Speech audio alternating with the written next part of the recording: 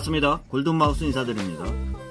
부동산 실상에서요, 주택 수선비나 원상복구 비용에 따라 최근 혼란을 지속한다고 제가 사례들을 많이 말씀드렸습니다.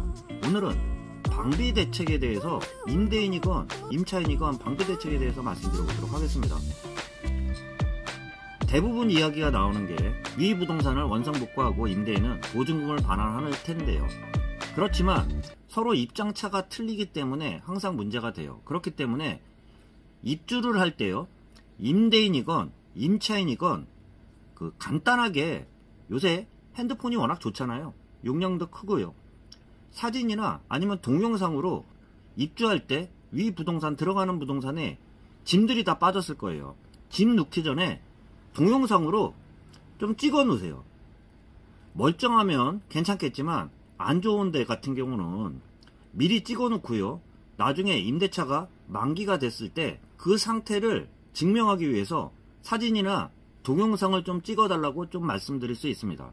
임차인 같은 경우는 선량한 관리자 의무가 따릅니다.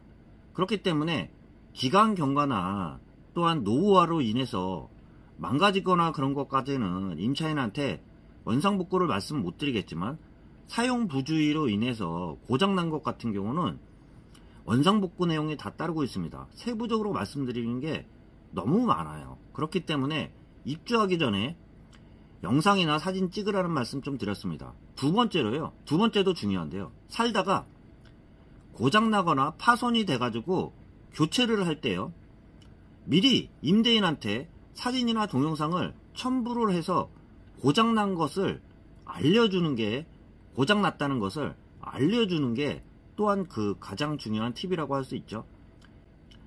수리비용 같은 경우도 임대인이 부담하느냐 아니면 임차인이 부담하느냐, 그런 문제들도 따르겠지만, 건물 자체에 하자가 생기면은 바로 알려주는 게 팁이라고 할 수 있습니다.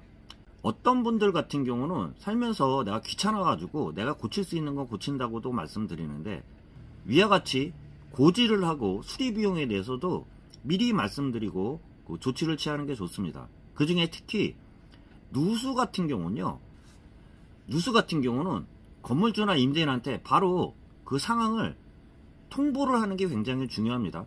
누수 같은 경우는 방지를 했다고 하면은 1차 피해뿐만 아니라 2차 누수로 인해서 다른 시설물들이 많이 파손이 되게 되어 있는데요. 그럴 때 같은 경우 알려주지를 않아 가지고 피해가 커지는 경우가 있어요. 그럴 때는 임대인과 건물주와 임차인 간에 분쟁들이 따르기도 합니다. 고지를 하지 않고 시간을 지연시켜 가지고 2차 피해가 커지면서 수리비용 같은 경우가 커지는 경우들이 생길 수 있습니다. 그럴 때는 처음에 고지를 했으면 임차인 부담이 아니겠지만, 고지하지 않은 그러한 책임에 따라 임차인이 부담하는 경우들도 분명히 생길 수 있습니다. 그렇기 때문에 뭐든지 사소한 것 같은 경우는, 소모품 같은 경우는 임차인이 고지까지는 필요 없고 자기가 고칠 수 있겠지만, 건물 같은 경우 수리가 요하는 경우 같은 경우는 미리 말씀을 해주시고요. 특히 누수 같은 경우는 바로바로 이야기해야지 임차인한테도 피해가 덜 간다는 말씀 좀 드려볼 수 있습니다. 항상 일선 필드에서 부동산을 하다 보니까 요새같이 경기가 좀 팍팍할 때에는 임대인이나 임차인이나 주거용이나 상가용이나 원상복구가 따르면서 항상 분쟁의 소지가 생기는데요. 제가 좀 말씀드린 것처럼 두 가지 중요한 점 말씀드렸죠.